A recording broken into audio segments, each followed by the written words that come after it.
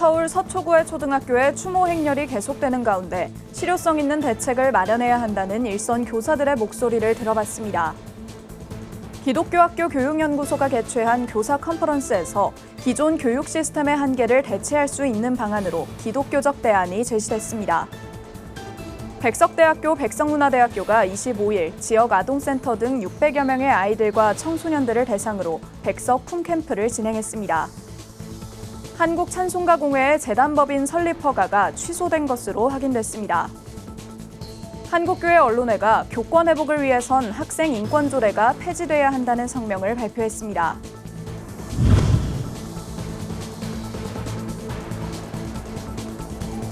시청자 여러분 안녕하십니까? 구TV 뉴스입니다. 초등학교 선생님이 목숨을 끊고 교사가 학생에게 무차별적으로 폭행당하는 사건이 최근 들어 빈번하게 발생하고 있습니다. 더 이상의 교권 하락을 막고 교육 현장에서 교사들을 보호할 수 있는 대안책은 무엇인지 취재했습니다. 보도에 김혜인 기자입니다. 서울 서초구 서희초등학교 앞 학교 밖을 둘러싸고 있는 화환 사이로 추모 메시지가 빼곡히 적혀 있습니다. 1학년 담임을 맡았던 24살의 2년차 교사가 교내에서 숨진 채 발견된 뒤 동료 교사를 비롯해 일반 시민까지 이곳을 찾는 발길이 끊이지 않고 있습니다. 한 사람의 동료 교사 그리고 선배 교사 그리고 한 학급의 담임으로서 남일 같지 않고 모든 교사들이 똑같이 비참하고 또 참담함을 느껴서 이곳으로 발걸음을 인도하게 됐습니다. 학부모의 민원, 학급 운영 그리고 그 외 모든 생활지도와 교과지도까지 담임 한 사람의 모든 책임으로 가는 것이 굉장히 힘들고 시스템적으로도 이제 개선의 여지가 많다고 생각합니다. 서울교사노동조합 등 단체는 숨진 교사가 악성 학부모 민원에 시달렸다는 의혹을 제기하고 있습니다. 전국교직원노동조합 설문조사 결과 일선 교사들은 부적응 학생 생활지도, 과중한 업무, 학교의 보호체계 부재, 학부모의 과도한 민원 순으로 어려움을 토로했습니다. 이 중 초등학교는 학부모 민원으로 인한 교권 침해가 가장 심각합니다. 전국 초등학교 노동조합이 실시한 설문조사 결과 초등교사 99%가 교권 침해를 당했다고 답했고 이 중 학부모의 악성 민원이 절반을 차지했습니다. 교사단체들이 학부모 민원을 교사 개인이 감당하지 않는 제도 마련과 교사의 지도권을 위협하는 아동학대 관련 법안 개정을 교육부에 요구하는 이유입니다. 좋은교사운동은 교육부에 문제 행동에 대응할 수 있는 전문가 배치, 교사의 정당한 지도에 대한 법적 보호 장치 마련, 민원이 교사에게 직접 제기되는 것을 방지할 수 있는 방안 마련 등을 촉구했습니다. 전국 초등교사 노동조합 역시 교사의 정당한 생활지도는 아동학대로 보지 않는다는 초등등교육법 일부 개정안의 통과와 교사의 생활지도 범위를 규정한 교육부 가이드라인 마련을 요청하고 있는 상황입니다. 아동학대의 범위가 심리적 학대가 되게 범위가 넓어서 교사가 정당하게 생활 지도를 하는 거의 모든 것들이 아동학대에 해당하게 돼요. 그래서 선생님들이 아동학대로 고소당하는 것에 대한 두려움이나 불안감 때문에 아이들을 적극적으로 지도할 수가 없거든요. 그런 생활 지도권을 보장해주는 법령의 개정이 시급하다고 봅니다. 대통령실은 24일 교권 강화를 위한 가이드라인 마련과 지방자치단체 조례 개정 등을 지시했고 교육부는 학생 인권 조례 개정을 포함한 후속 대책을 내놓은 상황입니다. 구TV 뉴스 김혜인입니다. 앞서 리포트에서 보셨듯이 교사들은 일제히 기존 교육 환경에 대한 비판의 목소리를 제기하고 있습니다. 이런 상황에 기독교 대안학교 교사들이 모여 기존 교육을 대신할 수 있는 방향과 교사의 바람직한 자세를 모색했는데요. 장정훈 기자가 취재했습니다. 최근 서울 서초구에서 발생한 초등학교 교사의 사망 사건과 계속되는 교권 하락 사건으로 기존 교육 정책에 대한 비판적인 주장이 나오고 있습니다. 입시 위주의 교육으로 학생과 교사의 거리가 멀어지고 또 부모와 교사와의 관계가 틀어지며 다양한 문제가 나온다는 분석입니다. 공교육의 제도 아래 있었던 교사들은 기존 교육에 한계가 있다며 기독교적 대안의 필요성을 느꼈다고 말합니다. 제도 안에서 더 벗어나지 않으려는 그런 교사들, 학부모님들, 학생들 그런 것들이 있어서 좀 안타까운 부분들이 대체적으로 많이 있었습니다. 이런 상황에 기독교 학교 교육연구소가 기독교 대안학교 교사를 대상으로 진행하는 제11회 교사 컨퍼런스를 열었습니다. 더 기독교적으로, 더 대안적으로라는 주제로 진행된 컨퍼런스는 15개 학교 약 300명의 교사들이 모여 기독교 교육이 나아가야 할 방향을 모색했습니다. 박상진 소장과 정병호 교수 등 강사진은 공교육이 할 수 없는 교육을 실현해야 한다고 강조했습니다. 특히 박 소장은 학교 교육과 기독교 교육이 아이들의 쉴 곳이 되어주지 못하고 있다고 기존 교육을 지적했습니다. 이 선생님과 학생들이 인격적인 관계를 맺고, 그리고 굉장히 중요한 게 이제 학부모 교육입니다. 그래서 부모들을 이 기독교 대안학교의 비전의 동역자로 삼는 거거든요. 그렇게 된다면은 교사, 학생, 부모가 이게 어떤 대립적인 관계가 아니라 하나의 공동체를 이룰 수가 있는 거죠. 전문가들은 또한 무너진 교육을 바로 세우기 위해 교사들이 먼저 바로선 신앙을 가져야 한다고 강조했습니다. 교사들이 상호 존중과 협력의 가치가 담긴 성경적 가치관을 통해 학생들의 삶을 바로 세워야 한다는 겁니다.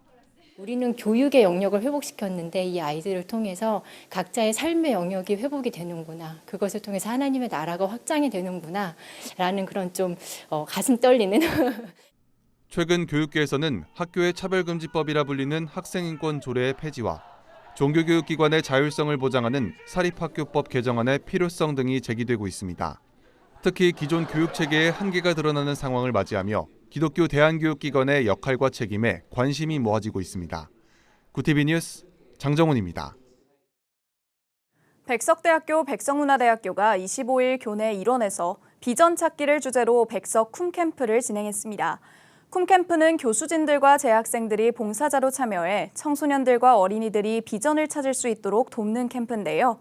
54회차를 맞은 이번 캠프엔 한국아동복지협회, 월드비전, 기아대책 등 공동 주최기관들의 의견을 수렴해 프로그램의 전문성을 더했습니다. 현장을 김효미 기자가 취재했습니다. 본격적인 더위가 시작되면서 32도를 오르내리는 불볕더위가 이어지는데도 아이들은 지치지 않고 물놀이를 합니다. 운동장에 마련된 풀장에서 아이들은 친구들과 함께 즐겁게 물놀이를 하며 캠프를 즐깁니다. 백석대학교 백석문화대학교가 25일 교내 체육관 일원에서 비전 찾기를 주제로 제54회 백석 쿰캠프를 진행했습니다. 캠프에는 아동복지시설, 지역 아동센터, 그룹홈, 청소년 쉼터 등에서 온 아동 청소년이 참여했습니다.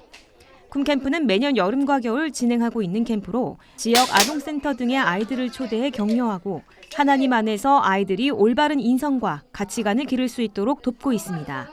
1997년부터 시작된 쿰캠프를 백석대학교 1학년 시절일 때부터 단 한 번도 빠지지 않고 참가하고 이제는 교수로서 참여해 봉사하고 있다는 강반석 교수는 쿰캠프를 통해 하나님의 사랑을 실천할 수 있어 뿌듯하다고 전했습니다. 사실은 이 54일 동안 이 캠프에 계속 참여하고 있는 이유인데요. 하나님을 만나고 또 아이들을 기도해주고 또 아이들이 그런 신앙의 경험을 통해서 새로운 비전을 찾고 우리 캠프에 참여했던 아이들이 저희 백석대학에 입학을 해서 또 쿰장이 되고 또 지역아동센터 양육시설 같은데 사회복지사로서 또 종사하는 모습을 볼 때 올해 쿰캠프는 사범학부 특수교육과와 사회복지학부의 우리들의 스페셜 히어로, 경찰학부의 숨은 지문으로 범인을 찾아라, 보건학부 응급구조학과와 사회복지학부의 우리가 살린다, 다 함께 물놀이 등으로 구성됐습니다.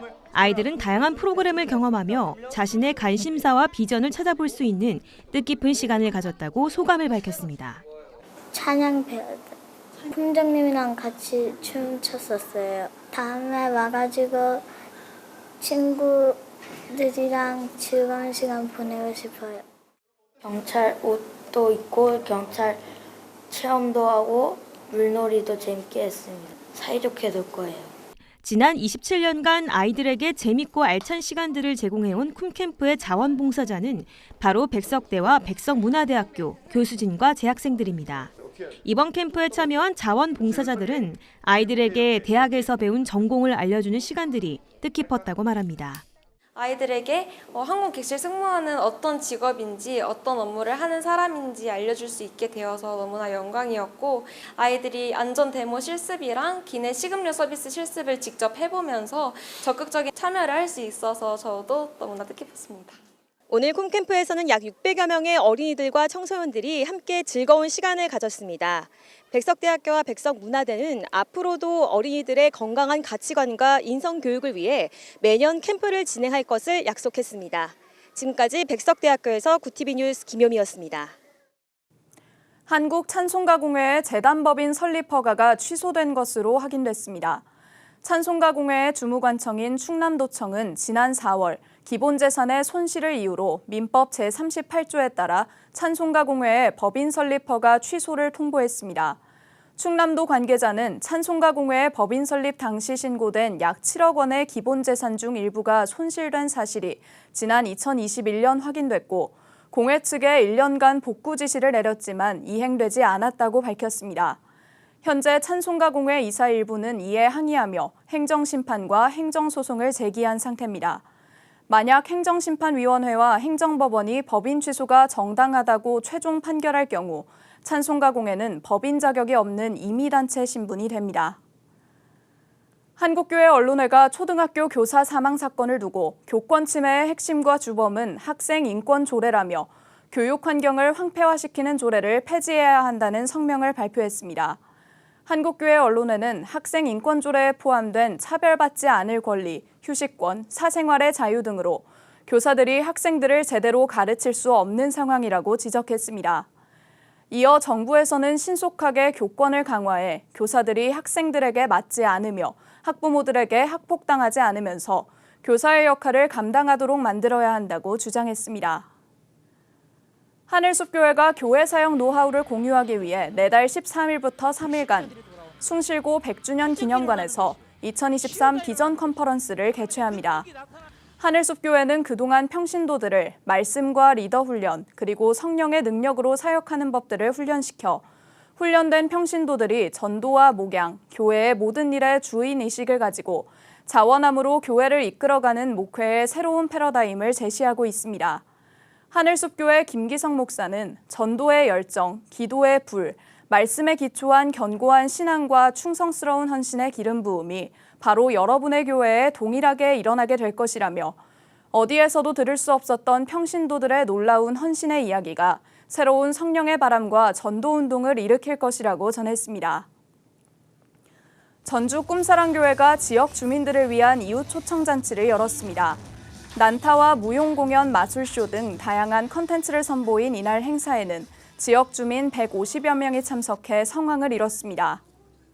우리가 지역사회에 좀 섬겨주는 일을 좀 해야 되겠다. 그리고 하나님의 사랑을 우리가 몸으로 좀 보여줘야 되겠다. 이런 생각을 했어요. 그분들이 늘 섬기는 모습이 있었기 때문에 이제는 교회가 그분들을 한번 섬겨보자. 그리고 또 이제 이 지역에 있는 우리가 전도해야 될 대상자들도 많이 있잖아요.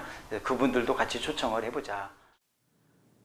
양탁연 목사는 참여했던 지역 주민들과 봉사자분들이 너무 좋아하셔서 참 보람이 느껴졌다며 앞으로도 지역사회를 섬기는 교회로서 합력하여 선을 이루는 꿈사랑교회가 되겠다고 다짐을 전했습니다. 한편 전주 꿈사랑교회는 돌봄교실과 아동들을 위한 복지사업을 통해 지역사회에 헌신해오고 있습니다.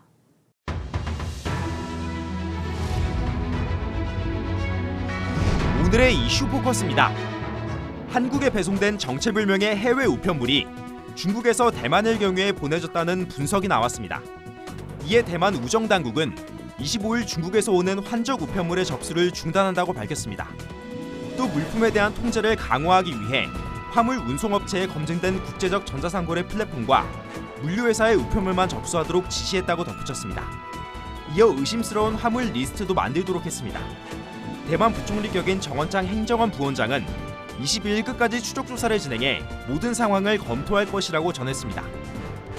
기상청은 26일 중부지방과 남부지방에서 올해 장마가 종료된 것으로 판단한다며 제주는 25일 장마철이 끝났다고 밝혔습니다. 이어 제5호 태풍 독수리가 북쪽으로 향하면서 우리나라가 정체전선의 영향권에서 벗어나겠다고 전했습니다. 올해 장마철은 제주와 남부지방에서 지난달 25일, 중부지방에서 지난달 26일 시작했는데 제주는 평년보다 늦었고 남부지방과 중부지방은 비슷했다는 분석이 나왔습니다. 한편 기상청은 장마 시작일과 종료일은 추후 재분석 후 바뀔 수 있다며 예상되는 폭염에 주의하라고 당부했습니다. 주요 시멘트 업체들이 잇따라 가격 인상을 예고했습니다. 이런 가운데 시멘트 가격이 현재보다 7에서 10% 오를 경우 100억 원 규모의 공사 기준으로 최고 1억 1,400여만 원의 재료비가 추가된다는 분석이 나왔습니다. 한국건설산업연구원이 26일 발표한 시멘트 가격 불안정이 공사 재료비에 미치는 파급 효과 보고서에서 나온 내용입니다. 공사 종류별로 시멘트와 시멘트를 원료로 하는 레미콘, 콘크리트의 투입 비용을 산출한 결과 시멘트와 레미콘, 콘크리트 제품의 핵심적인 건자재의 가격 변동은 건설 생산 비용과 뚜렷한 상관관계가 있는 것으로 나타났습니다. 보고서는 이러한 비용 증가분만큼 건설사 추가 부담이 늘게 되며 이는 경영상 영업이익률 감소로 이어진다고 설명했습니다. 26일 오전 서울 지하철 1호선 구로역에서 가산 디지털 단지역 구간 선로에서 사망사고가 발생했습니다. 이로 인해 출근길 1호선 상하행과 KTX 일부 열차가 4시간 지연됐습니다. 경찰과 코레일 등은 이날 오전 5시 30분쯤 한 남성이 선로에 무단으로 진입해 KTX 열차에 치여 숨졌다고 밝혔습니다. 해당 KTX 열차가 수습을 위해 정차했고 지하철 1호선과 KTX 일반 열차 등이 선로에 조종하면서 운행에 연쇄적으로 차질이 빚어졌습니다. 경찰은 사망자 신원과 사고 발생 경위를 조사하고 있습니다. 구TV 뉴스 장현우입니다.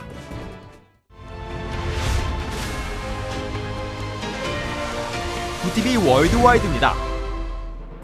세르게이 쇼이구 국방장관이 이끄는 러시아 군사대표단이 평양을 방문한 가운데 김정은 북한 국무위원장이 6.25 전쟁 정전기념일 70주년인 27일을 앞두고 전승절 행보를 본격화했습니다.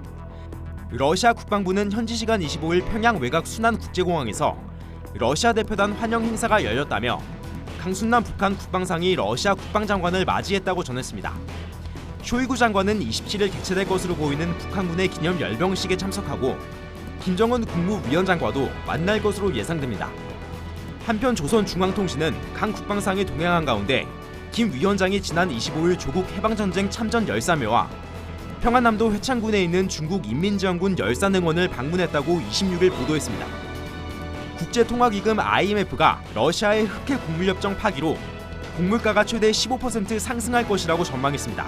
피에르 올리비에르 고린차스 IMF 수석 이코노미스트는 현지 시간 25일 곡물협정이 충분한 곡물 공급을 보장하는 데 매우 중요한 역할을 했다며 협정이 중단되면 가격 상승 요인으로 작용할 수 있다고 설명했습니다. 최근 러시아가 흑해 곡물협정 중단을 선언해 우크라이나가 흑해를 통한 안전한 곡물 수출을 보장받을 수 없게 되는데 이로 인해 곡물가가 상승했다는 진단이 나오고 있습니다. 이에 유럽연합 EU는 흑해로 수출되던 우크라이나산 곡물 전량을 연대 회랑을 통해 수출하는 방안을 검토 중이라고 밝혔습니다. EU 연대 회랑은 우크라이나산 곡물 일부를 동유럽 EU 회원국의 육로를 통해 수출될 수 있도록 한 우회로입니다. 전 세계에서 기승을 부리고 있는 올여름 이례적인 폭염이 인류가 유발한 기후변화가 원인이라는 연구 결과가 나왔습니다. 영국과 네덜란드 등 다국적 기후연구자 모임인 세계기상특성 WWA는 북미와 유럽, 중국에서 발생한 폭염이 화석연료 사용에 따른 지구온난화 탓에 심화됐다는 연구보고서를 현지 시간 25일 발표했습니다. 이후 기후변화가 아니었다면 현재와 같은 중국의 폭염은 250년에 한 번꼴로 일어나는 드문 일이었을 것이라며 미국과 멕시코, 남유럽이 이달 들어 겪고 있는 폭염도 기후변화가 원인이라는 결론에 도달했다고 밝혔습니다. 지난해 일본 인구가 80만 명 줄어 역대 최대 감소폭을 기록하면서 14년 연속 감소세를 이어갔습니다. 일본 총무성이 지난 1월 현재 일본 인구를 조사한 결과 1억 2천여 명으로 집계됐고 전년 동월과 비교했을 때 80만 명 줄었다고 아사히 신문 등 현지 언론이 26일 보도했습니다. 일본의 작년 한 해 출생아 수는 77만 2천여 명으로 1979년 이후 가장 적었습니다. 한편 작년 한 해 사망자 수는 156만 5천여 명으로 전년보다 12만 3천여 명 늘면서 역대 최다를 기록했습니다. 이에 전문가들은 고령화와 코로나19 여파로 사망자가 증가한 것이라고 분석했습니다. 구TV 뉴스 장현우입니다.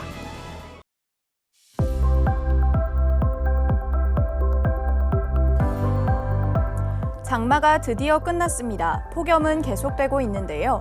전국 대부분 지역에 여전히 폭염주의보가 내려진 가운데 내일도 30도를 웃도는 무더운 날씨가 이어질 전망입니다. 각종 온열 질환에 유의해 주시기 바랍니다. 한편 내일과 모레까지는 가끔씩 강한 소나기가 지나는 곳도 있겠습니다. 이어서 전국 날씨입니다. 내일 한낮 최고 기온은 서울 31도, 대전 32도, 강릉 33도가 예상됩니다. 남부지방의 경우 대구와 광주 33도, 부산은 31도를 보이겠습니다. 날씨였습니다. 올해 장마가 종료됐다고 기상청이 공식 발표했습니다. 예년보다 많은 비를 뿌렸던 이번 장마에도 사고는 피할 수 없었는데요. 무엇이 문제였는지, 대응에는 어떤 점이 보완돼야 하는지를 철저히 조사해 같은 피해가 반복되지 않게 하는 것이 중요합니다.